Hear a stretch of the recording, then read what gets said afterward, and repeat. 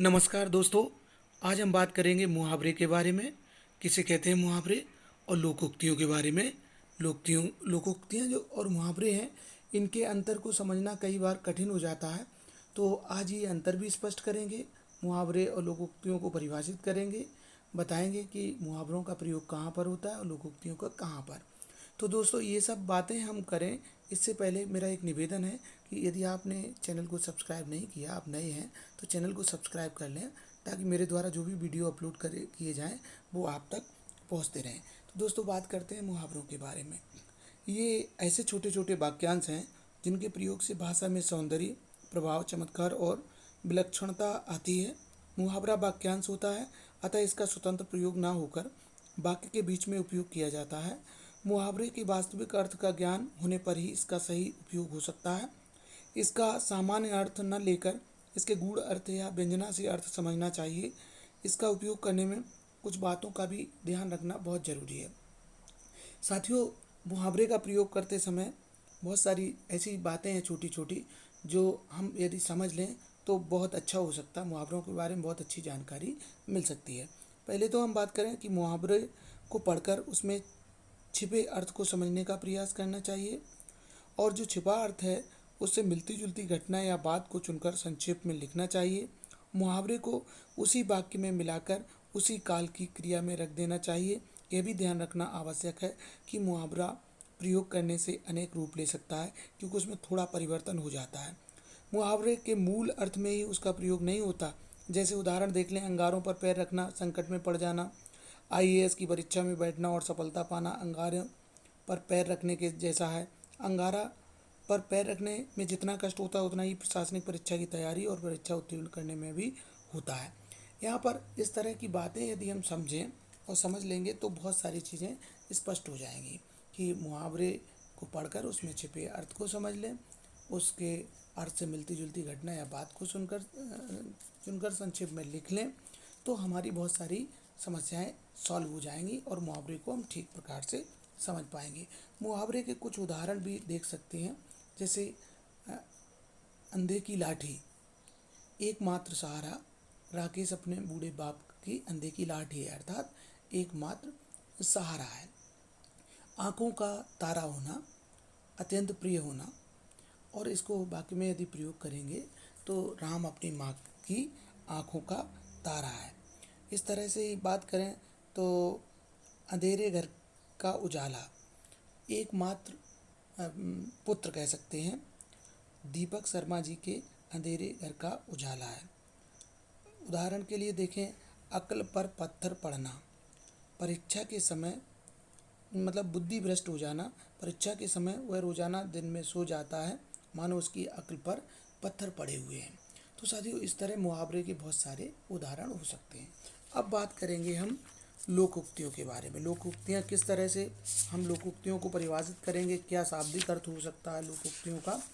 तो मैं बता दूं, मनुष्य का जीवन अनुभवों से भरा है।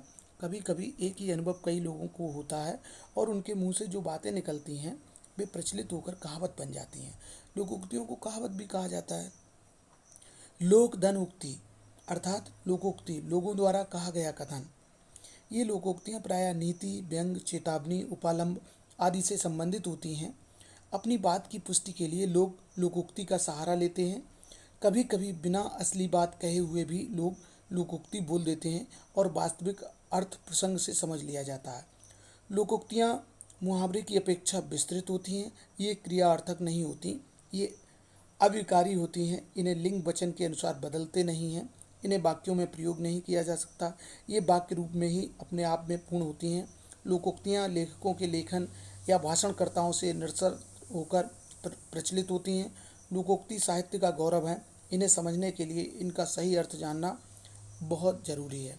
इन्हें समझने में यदि इनका सही अर्थ हम समझ गए तो ये समझ में आ सकती हैं। फिर भी एक बात ध्यान रखने वाली है कि लोकोक्ति का प्रयोग करते समय हमें कुछ बातों का ध्यान रखना चाहिए। लोकोक्तियाँ यदि हम सही प्रकार से समझना चाहते हैं तो ये कौन कौन सी बातें हैं जिनसे हम समझ सकते हैं। उदाहरण के लिए देखें, बात करें, लोकोक्ति पढ़ते पढ़ते ऐसे विस्तृत अनुभव को पकड़ने का प्रयास करना चाहिए जिसका प्रतिनिधि बनकर लोकोक्ति का शब्द और अर्थ प्रयोग में लाया जाए। उस अनुभव वाले अर्थ को संक्षेप में एक वाक्य में स्पष्ट कर देना चाहिए। जो अनुभव वाला शब्द है, अर्थ है, वर्तमान परिस्थिति में उस अनुभव को घटित करने वाली घटना और लोकोक्ति के अनुभव वाले अर्थ को फिर से देख लेना चाहिए कि दोनों में आखिर समानता क्या है, क्यों प्रयोग किया गया लोकोक्ति का। अब घटना को एक या दो वाक्यों में लिखकर उसके अंत में समर्थन रूप में लोकोक्ति को लिखनी चाहिए। अब बात करेंगे, इन चीज़ों से हमारे ये समझ में आ जाता है कि लोकोक्ति वास्तव में हम कैसे पकड़ें कि लोकोक्ति है कहाँ पर, क्या लोकोक्ति का महत्व हो सकता है, लोकोक्ति से को हम कैसे समझ सकते हैं। ये सारी बातें हम समझ सकते हैं कि लोकोक्ति पढ़ते पढ़ते ऐसे विस्तृत अनुभव को हमें पकड़ लेना चाहिए, जिसका प्रतिनिधि बनकर लोकोक्ति शब्द और अर्थ का प्रयोग किया गया है। अनुभव वाले अर्थ को संक्षिप्त में एक वाक्य में स्पष्ट कर लें। तो ये चीज़ें ऐसी हैं जो लोकोक्तियों को समझाने के लिए पर्याप्त सिद्ध हो सकती हैं। अब कुछ उदाहरण देख लें लोकोक्तियों के, जैसे खोदा पहाड़ निकली चुहिया। अब एकदम मतलब ये जीवन का अनुभव है, निचोड़ है। बड़े श्रम से थोड़ा लाभ, बड़े श्रम से थोड़ा लाभ, खोदा पहाड़ निकली चुहिया। हम सामान्य रूप से भी ऐसे लोकोक्तियों का प्रयोग करते सुनते हैं। घर का जोगी जोगना, आन गांव का सिद्ध। अर्थात सीधी सी बात है, समीप रहने वाले को लोग उतना महत्व नहीं देते और दूर वाले को काफ़ी सम्मान करते हैं, महत्व देते हैं। मतलब घर का जोगी जोगना, घर का जोगी कोई महत्व नहीं है। और इसी तरह एक हाथ से ताली नहीं बजती, अर्थात शत्रुता हो अथवा मित्रता एक तरफ से नहीं होती।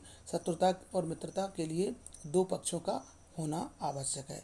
तो मित्रों, ये जानकारी थी मुहावरों से संबंधित, लोकोक्तियों से संबंधित। लोकोक्ति और मुहावरों के उदाहरण देकर बात स्पष्ट करने का प्रयास किया।